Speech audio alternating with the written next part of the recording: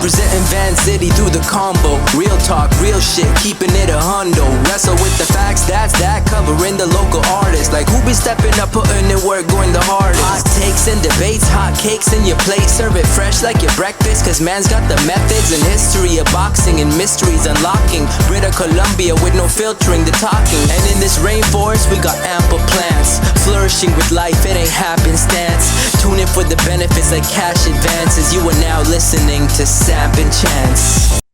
Hey everybody, welcome back to another episode of Samp&Chance Wrestling. I am your host, Bobby Sampson, joined as always, my man with the master plan, Mr. Chance Michaels. ACDC's around the corner, brother, man. I know we talked about it earlier, but I'm excited because I know what we're going to expect here, man. How you doing? I'm doing good. I'm super excited for it. And this, I know we said this last year, but this time, this is it. They might still tour again, but they're not going to come all the way back to Vancouver again. They've done it twice in a year. This is it. They're not saying this is it, but you know they're not coming back to Vancouver. They might do some one-offs, but like... You know what? I'll disagree. If they say this is it, yes. But if they do decide to do another North American tour, Vancouver will probably be on there, man. It's one of those cities they love. Yeah, I know they love Vancouver. So, I mean, if they do come back again, I would have to humbly disagree with you. I probably figured they'd find a way to put Vancouver on the show somehow, right? I mean, they got a crazy history here. They've been performing here since the 70s. Recorded a couple albums here too at that, what's that, warehouse studio, whatever it's called. Well, that's what I'm saying, man. They've been here before, possibly before even I was born. Probably. I'm pretty sure they were here before you were born. I don't mean that in a bad way, for but sure. I mean, Absolutely they were. Right, but I don't know if they were here pre-75 or not. I don't know. I know they've been around since then, a little bit longer, but I'm not sure. I think their first album came out in 68 or 69. 71. 71. There you go. I think it was like 20 something at the time. Yeah. So maybe they were in Vancouver at some point. I don't know without Googling it or looking it up. Yeah, I'm sure they were. But, you know, if that's the case, then they've been here before even we were both born, right? So that's just crazy. So looking forward to that. Something to look forward to in this world, in this time where there's less and less to look forward to. Yep. Legit totally happiness. You know what I mean? There we go. We got that all taken care of. But let's get right into it, man. You got some issues with Dominik Mysterio. Let's talk about it. Yeah. So again, people will say, well, and I've said it too, he's skinny. He's not a great wrestler. He's not. He's not fast. He's not strong. So what? Who cares? He's got character and the guy's over. That's all that matters in wrestling is your storyline and your character. He's got all that. 8 months ago, Dom was the hottest heel in all of wrestling. That's AEW, everything. Nobody could touch him. He was on fire. Now, 8 months later, he's just lost 3 in a row. He was lost to Danhausen on WrestleMania. I like Danhausen. He's funny as hell. But SummerSlam. Yeah, SummerSlam. Why do that to your most over heel, most hated heel? But him and Logan were two most hated guys, legitimately hated at the time. And now you're just burying the guy. And they're going to say, well, he's a AAA champion. But it doesn't matter. On WWE, they're burying him. And I think because he's said some things, some tweets that have rubbed some of the big boys backstage the wrong way, and they're punishing him. I thought at first, now I'm overthinking it. Now I see him get pinned 3 times in a row. Something's going on there. Maybe he's being a jerk backstage. Maybe he deserves it. I don't know. I kind of find it petty booking. Like, you got to separate. Well, I mean, if it's based on what you are assuming that he said something, because I haven't heard anything myself, right? And you know, I would know if someone. Well, he said. So he said, I'll give some more context. He said before SummerSlam, "I'm just here, so SummerSlam we lost Danhausen. Said I'm just here, so I won't get fired." Right, he was doing that at the press conference, right? Yeah. I don't know if that was tongue in cheek or if it was just him being his character. Look, you know, we can say the same thing about Gunther as well, right? Like. But sometimes, I mean, what can I tell you, bro? Like, you're not wrong because it's visually right there in front of us. I'm seeing it the same way you're seeing it. All I can think is maybe they're just stripping him down to rebuild him up again. I don't know. Like, I mean, that's why strip down the hottest heel in the business? There's no need to do that. He's already up here. He's already come from here to there. And people say, well, you're right. He would not be there if it wasn't for his dad. 100%. We all know that. But, oh, well, he's here now. So, and he was over. He's over, man. Like, he was really, really hated. And for him to get knocked down as a top heel to like, he's not even a mid-card guy. Well, dude, I think this is an indication of what the Judgment Day has become. It's a women's group. I don't mean that in a bad way. I'm sorry. Like the focal point are the 3 girls. You know, the jokes of the crew are JD and Dom.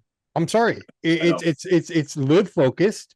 and the girls are running it. Like, if you look at the evolution of what Judgment Day's become, it's a girl faction now. I'm Yeah, gonna well, say it. funny that you say that, because I was watching an interview with Edge the other day, come across my algorithm on YouTube, and he said, Vince came up to him and said, "You're going to remake the Brood. Who do you want? Tell me who you want in your crew," because Vince created Judgment Day. People forget that. All these crews is what Vince created. And so he says, "I want Damian Priest." And Vince goes, "What? Damian Priest? What? Why him?" Okay. And so he recreated the Brood. When Judgment Day first came out, it had the cool song and that Edge. It was really cool. It's watered down now. It's done. It's time to break this thing up. Every crew runs its course. And Four Horsemen did, and NWO did. This Judgment Day's watered down. Get rid of it. This literally is the one crew in professional wrestling that has 9 lives times 2. Okay, I mean, for the last 3 years, how many times have we sat on this show, other podcasts, other people have been saying it as well, like, enough is enough, it's time to end these guys, it's time to end these guys. But then they seem to come back again, and in a different, stronger way. You know, now you've lost Finn Balor, you've lost basically Damian Priest, Edge, granted, he's gone, okay? But that was the Judgment Day, and Rhea Ripley was more Judgment Day than what we have right now. These are just the scraps. These are all the people that were brought in after the fact. This is like Bullet Club after Finn Balor left, after AJ left. You know what I mean? After Kenny left. Yeah, the Bullet Club is still around in Japan, but they're nothing. You know what I mean? No. It's just a namesake thing, and they just keep putting new people there. I think ultimately Judgment Day needs to go, and maybe this is the way to get rid of Dom. I don't know. Maybe, you know, him losing like this, Liv is going to turn on him. I don't know, dude. I'm just speculating as much as I can. And then again, last night on Raw, we saw it. Like, I mean, I guess they're doing this tournament for the Mexico and Raw, and maybe that's what him and, you know, Roman were talking about. Ray and Roman were talking about at the end of last. We all know it's going to be Penta versus Roman in that match. That's for sure. Whatever the case may be, we'll see how it plays out. But I mean, you see Dom getting involved in that sense, right? I think we're going to get a point here. Honestly, dude, I really feel we're going to get Dom Ray at WrestleMania here. I think this is what we're building up to. I hope not. Well, I mean, this is it. This will be it, though. No, but this would be it, though. Like, he would retire after this. It'd be done. Maybe Dom, you know, gets them. I don't know. We don't need Ray to fight his son and have him retire. You can do it in other ways. My thing is this: you have the hottest heel in the business. You absolutely destroyed him. You put him. He is less than a mid-carder now. He's losing Dan freaking Housen. Are you kidding me? I like Dan. Dan's a good entertainer. Should not be pinning Dominik Mysterio at all. He could have put anybody else. If Dominik didn't need to be in that match with Dan Housen, the money's on a pole match, he could have put any other guy out there. Okay, well, you know what? I'll look at it from this perspective they're burying as well. The guy, and I don't know. It's bad. I'll add this perspective as well. At least Dom is doing what they're asking him to do. Yeah, I give him credit on that. He's getting. He may not agree with it. It's not the ideal situation, right? But he's doing what he's told. So that's just another aspect. I just don't know how these guys can sit, the 8 or 10 women and men that sit in this creative room while Triple H is on Zoom. How can you guys sit there and take your hot? If he wasn't over, I'd have no problem with it. But he was so over. Why do that to a guy that's over? It's absolutely idiotic. Well, maybe that's because they got rid of Road Dogg. Who knows, right? I mean, we're starting to see now some of the stuff that Road Dogg was saying and wanting to do is coming true and making sense, right? You know, we all shit on Road Dogg, blame Road Dogg, blame Road Dogg, blame Road Dogg. Well, shit, we look at the stuff that's happening right now, and this is a great segue and transition into it. Chelsea Green, right? Like, I mean, she wins the title on Sunday. She's the interim champion. Then they realize that Rhea Ripley is not coming back till 2027 because of the surgery and everything that she had done. So she's out of the picture completely. I'm disappointed that they didn't even make a scene or some kind of spectacle to let everybody know that Chelsea is now the official women's champion. They announced her on SmackDown as the women's champion, not interim, blah, blah, blah. But here's some stupid stuff. We talk about Dom and doing stupid things like that with him. Well, your champion just got pinned the first night that first night that she appeared after winning it. Like, I get you want to put over a Fatal Influence. I get that completely. And I have no problem with it. I think this is the next thing in terms of the girls, you know, with Fatal Influence. I get that. But disqualify her. Have her win by disqualification. Have her win by interference. Fuck it, man. Have Tiffany get pinned. You do not pin your champion. Well, I wouldn't even have had her that early. Yeah, I wouldn't even have put her on that match personally myself, and she got a broken overload out of that match. So why even? I mean, hindsight's 20/20. You never know what kind of injury's going to happen. I get that. I wouldn't even have booked her in that match. There's no need for it. I would have her come out, rip a promo, talk some smack, smacks people around, because you literally put your women's champion out, a week or two later, and have her get pinned. It totally weakens her. And it's like maybe they don't like her backstage. Maybe she's rude to the bookers and they want to humble her. No, they like her. Everybody likes her, man. It's just a stupid fucking thinking. Honestly, it's not a question of nobody not liking her. Everyone likes her. Everyone loves her work and whatnot. It just dude, this was basically done to set up Tiffany versus JC Jane next week for the US title. That's all this match was, right? But how does Bruce Pritchard and Michael Hayes, who literally sat with the smartest mind ever in wrestling every day, and they bounce ideas off and say, these ideas suck, they're great. How does Bruce Pritchard and Michael Hayes not understand pinning Chelsea on Raw is a bad idea? I can't speak I can't speak for Bruce Pritchard, but I can see animosity and disdain and him taking, poking jabs at her because he never wanted her as champion. We saw that on Unreal, right? No, he doesn't. But at least Bruce understands. He doesn't see the value in her and everything. No, I get that. Right, and both those guys come from a very different place in professional wrestling, where women were still just valets. Well, I get that. But what I'm saying is, they may not think she's the best champion. Fair enough. But now that she is champion, your job is to make the best product possible to put eyeballs on the screen. By pinning your champion, you're taking a shot at her, the company, and integrity of your company with something so stupid. Well, these guys have to know better than that. Vince would never have allowed that to happen. No, Vince would never allow that to happen, and Vince isn't there, though, right? So we can't keep saying that. Unfortunately, I they should know better. They've learned from the best. They should know better. Yeah. But here's the other thing I want to throw out there. Maybe she's getting punished because she said, I'm dedicating this to Michael Hayes in the SummerSlam pre-pro show, right? Like post-show. Maybe he took offense to that because, I don't like how Unreal is in the creative room. There's no need to be in there because now we just see all this flubs. They should do Unreal if you want, but they don't. Cameras are not allowed in the creative room. That should be sacred ground. It shouldn't. Well, I mean, it's kind of like saying that cameras are in an NFL war room or in an NHL. Like, okay, we see these shows like what's that training camp show? Hard Knocks. Hard Knocks for NFL, right? Yeah. NBA does the same thing now. I don't know what they're called. NHL has the same thing as well now. You never see them in their video rooms. Yeah, they keep that sacred. They keep that sacred, and the same thing should be done with wrestling. I completely agree. All right, so we have,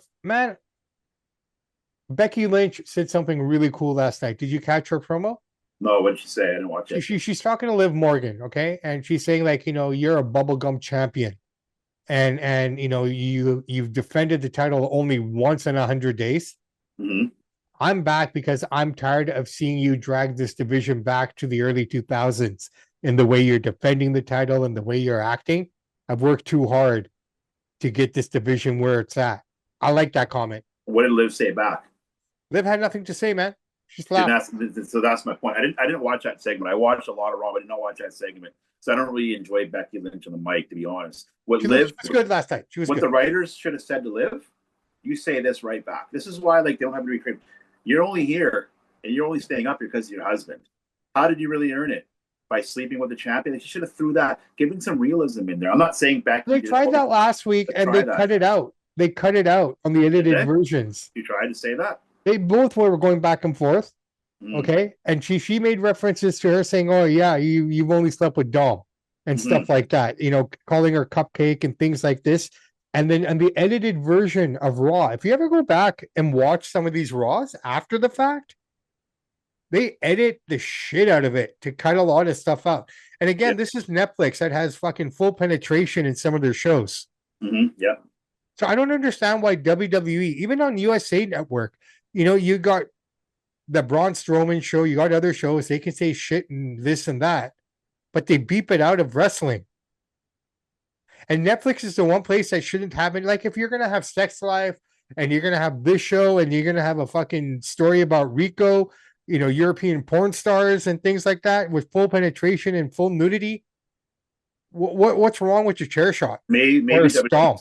maybe WWE is like, hey, maybe WWE goes back and says, "Oh, we didn't like that being said." They went off script. That could be possible too. Yeah, but still, dude, it's nothing that no one else has been saying on Netflix or any show does. You know No, what I I mean? know. I'm not saying. I don't think Netflix even has a problem with that. What I'm saying is, I think the creative guys watch show after, hey, take this out. You weren't supposed to say that liver. No, Becky, no, or no, no. whatever. Those edited versions come from Netflix. They say we want this cut out, we want that cut out.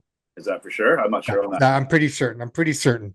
Yeah, I'm pretty certain because all those edits come from them. Why would Raw do it? Because they don't change anything on the YouTube page. They don't change anything. So if you want to see a segment, go to YouTube afterwards because you'll get the full segment. There was that one with Roman and Seth leading up to SummerSlam where I think Seth hit him with the stomp. Mm-hmm. It was completely blacked out. They blacked the screen. Interesting. There was 8 minutes. There was 8 minutes left on Raw.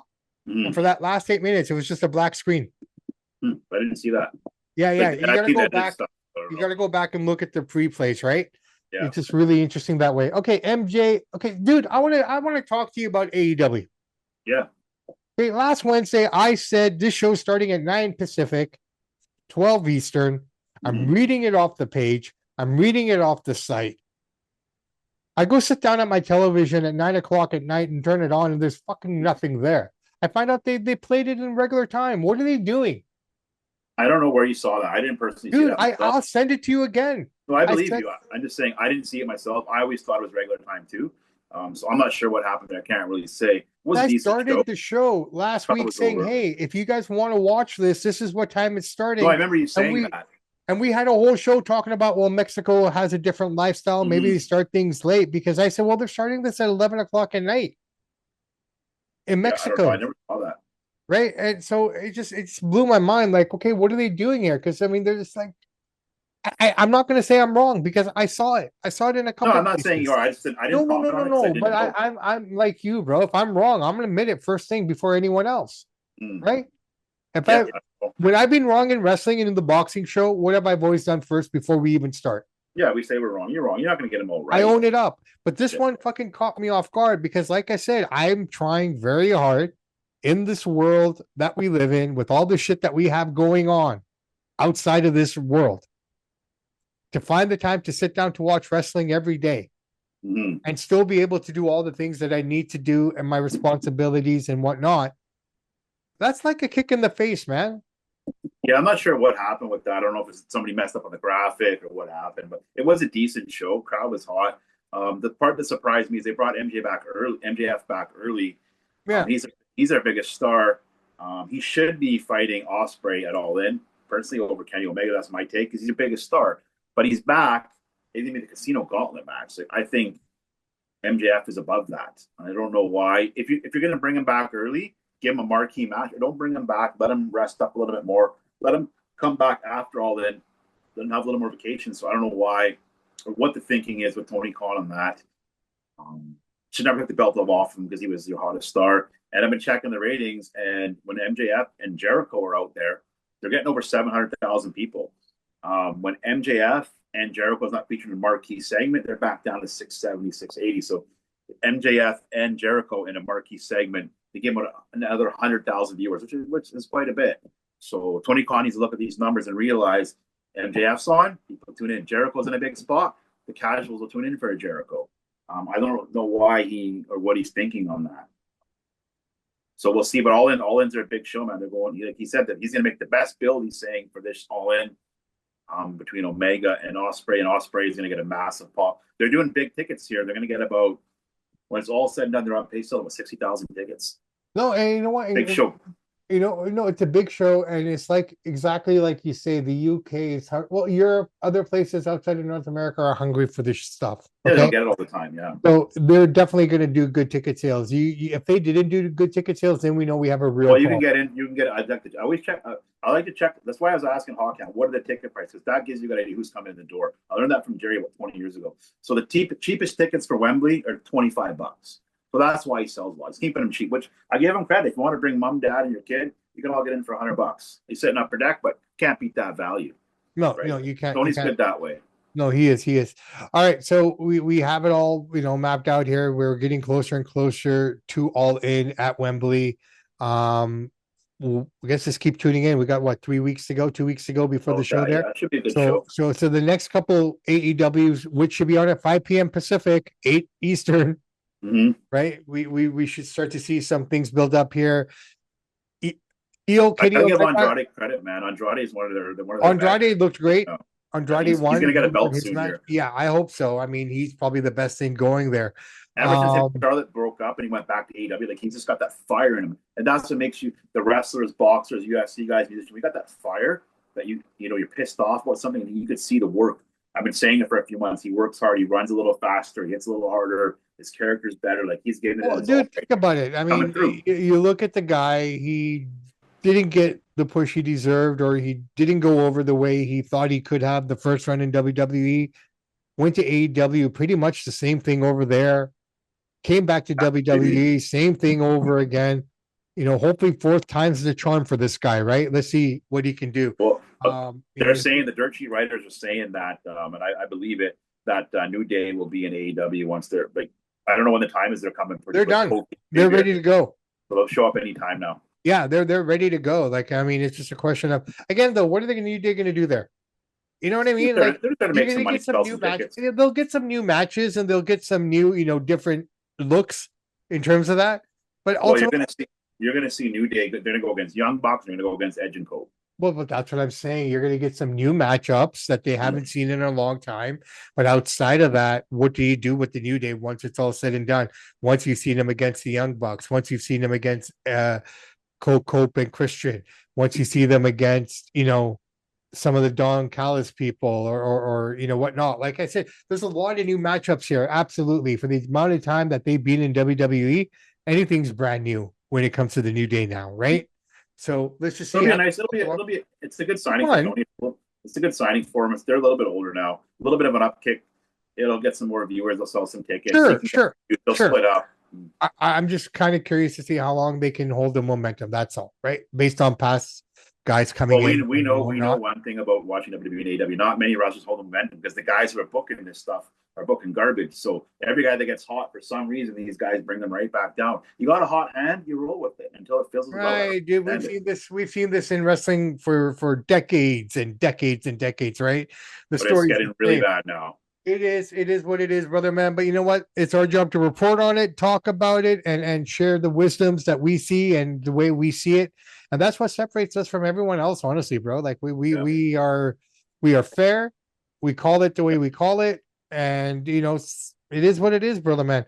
But listen, I think this is pretty much it. I think the one thing I gotta bring up one thing I gotta bring up, and it's, I don't know if you saw it or not, it was buzzing. So just really quickly here, it's a big segment. So Conrad Thompson was doing that show 83 weeks, right? And Roman's overrated. He says Roman's the most overrated champion of all time. And then he gave in his context was WrestleMania 31, 32, and 33 or something like that. He was booed, blah blah blah, but Vince believed in him and kept him going. He's never had a great match, and so I get what he's saying, but like I can list 10 champions that are way below Roman. And if you look at people saying the border Roman and stuff, but if you just look at Roman, even his last match he just had with Seth, he told a great story in the ring. His timing, his look is great. Even that match with Old Man Punk was a great match, right? One of the matches of the year. So Roman he's had a great match against Brock Lesnar. So Conrad to say that Roman hasn't had classics, I just gave you 3 classics right there. Then there was a time maybe when he was hated, sure. So was John Cena. At the same time, Vince saw something that none of us could see in him, and it worked. So that was a crazy comment by Conrad. I don't know, overrated champion. We can name lots of guys worse than that. Roman was pushed down everyone's throat from 2013 to 2017. He was literally shoved down our throat. Okay. Mm-hmm. You were saying it. I was saying it. Like enough's enough with this guy. Why they keep pushing this guy? We all said it, right? It's not working. They brought The Rock out before The Rock and him actually had anything going on later on. And that didn't work. They booed him even then in Philadelphia at the Royal Rumble when he won. Okay. That was the one that they thought that Daniel Bryan should have won or Ray should have won. You know what I mean? But he ended up winning. Rock comes out at the end and tries to kind of get him over. It doesn't work. Okay. The best thing that happened to Roman Reigns was COVID. Well, and then another thing that Conrad said is he said without Heyman, Heyman made him. Heyman made him, right? He's such a Heyman mark that Heyman makes everybody, right? Here, Heyman helped them for sure, but Roman would have got there on his own. I mean, No, Heyman gave Roman, what we got with Roman. They proved Brock Lesnar when Brock won the Royal Rumble. I mean, he's one of the greatest ever. Yeah. Well, dude, I think one thing that Roman had that no one got was the schooling. We talk about Unreal and something shouldn't be done on camera, this and that. One can argue the segment with him and John Cena should have been done backstage and not in front of the whole world. But that being said, that exposed Roman and that made him what he is today. Well, that's one thing. And the one thing that I always go back to, and Roman said it on a podcast years ago, the night that he wrestled Lesnar, he said to Brock, let's talk about the match. Brock's like, no. McMahon told Brock, we'll talk about it. 5 minutes before the match starts, McMahon told Brock, teach this guy a lesson. As soon as they got in the ring, Brock picked him up, threw him in the corner, started shoulder checking him, broke his ribs, and goes, it's on, boy. That was McMahon's way of testing Roman to see if he didn't say break his ribs, but yeah. Happened. That was this is Roman's words, not my words. That was McMahon's way of testing him, see if he's a real man, he can handle a little bit of a stiff jab. He came back there, McMahon gave him a hug and said, you earned my respect. And that's how it was. So Roman has paid his dues. But dude, honestly, man, he's one of the best wrestlers in the world. I can't believe Conor would say that. It's crazy. Because Conrad is basically an AEW podcaster. Okay, I'm not saying he's an AEW guy, but he's style in that way. He is a lot of times. So who's more over? I'd like to ask Conrad, who's more over? You going to tell me Kenny Omega, your AEW champion, and Roman Reigns? This is the test, the eyeball test. Yeah. Walk him through the airport. Not many people recognize Kenny Omega. Not many. I guarantee you, a lot of people recognize Roman Reigns. And more people, and I take nothing away from Kenny Omega, but if you have Kenny Omega walking through the airport, I think he's an 80s fucking heavy metal band guy or something. Yeah, you wouldn't think he's a wrestler. Okay, I think he's like a hair band, or he played with Van Halen or something. He looks like that. Okay, Roman looks like a wrestler. Yeah, looks like a star. Roman has an aura. Roman may not be the best wrestler, but what he does in the ring, combined with the psychology, combined with the facials, combined with the way he speaks, makes him the most complete professional wrestler there is. Okay, nobody in this last 365 days has two good quality matches Roman's had with Punk and Seth. Well, dude, honestly, it's metrics. Okay, we're looking at the metrics. He checks all the boxes of what you want your best guy to be in the world. Okay, MJF, great wrestler, good in the ring, but he doesn't have that aura. No, he doesn't. Okay, he's a distant second, distant third, maybe. But Roman can't be touched right now. No one there in the company has what he has. Nope. He has the aura. He has the psychology. He understands the business. The look. He's got it all. Okay, he's believable. Okay, granted, I'll give people this. Yeah, he may not be the best wrestler. I don't know. People keep saying that, right? But it's like I just said. His last two matches are better than anybody's. No, I get that, dude. But when you look at it, okay, you can say, okay, this guy's the best wrestler. This guy's the best talker. This guy's got the best physique. This guy's got the best this, right? What I'm saying to you, and I know you agree with me, Roman, you take all those categories, combine them into one. Yeah, he's got the best. Yeah, for sure. He's got the best of it all. He may be lacking here, but he's really high up here, which balances it all out, man. He's an A wrestler, 100%. Oh, he's A plus. A plus. A plus. Depends on where you want to go. One last thing I just wanted, before I said this last week on the show, and I was hoping I was wrong, and I said it, you guys can hold the tape before we wrap this up. I said, when we see CM Punk and Kevin Owens in the ring, this is what they're going to say. We were skinny fat. We were out of shape. I shouldn't be here. The promo was so predictable. And that's what I didn't like about it. You guys have to, if I can call what you're going to say on a show, you guys aren't thinking out of the box. Let's give some realism here. Let's get on with it. We get it. You're guys, you're out of shape. It's just such a tiresome thing. We always hear that from these guys. They whine and complain. Get over it. You know what? Let's see how it goes. Like I said, it's only been 1 week. I know, but we got a 48-year-old man telling you that he's skinny fat and he shouldn't be here. And I paved the way for you. And we got a guy who's 40 years old who looks like a trucker at a truck stop. He's off for a year. He should have gotten a little bit in shape. And they're sitting there complaining how they shouldn't be here, and they expect a regular person who's sitting on the couch. They're going to say, well, we inspire you. But guys, like, you just sit there and whine and complain that life is so hard. We shouldn't be here. We get it. You shouldn't be here. I don't even think you guys should be there at all. But you are. Now let's get something else out of it. Here's look at the bright side. Baron Corbin beat Trick Williams again, which will now officially allow Trick to step up. Yep. So that's good. Let's get through this. I like how Big Cass is back. He's a monster. It's good to have some big guys out there. Let's get through this. Let's see what they do on Friday. And we'll go from there, brother man. But other than that, I think that's it for us. That's a show. Yep. I'm Bobby Sampson. He is Mr. Chance Michaels. In the words of the great AC/DC, those that download, like, and subscribe to the podcast, we salute you. We do salute you, everybody. Please be safe. Enjoy the weekend. Enjoy the rest of the week. Summer is almost over. I think some of our friends down south have their kids going back to school already. We got 2 more weeks here left. So enjoy the summer. Enjoy it all. And before you know it, it's going to be Labor Day, guys. I know it's going quick. Samp and Chance are out. Samp and Chance, are you ready?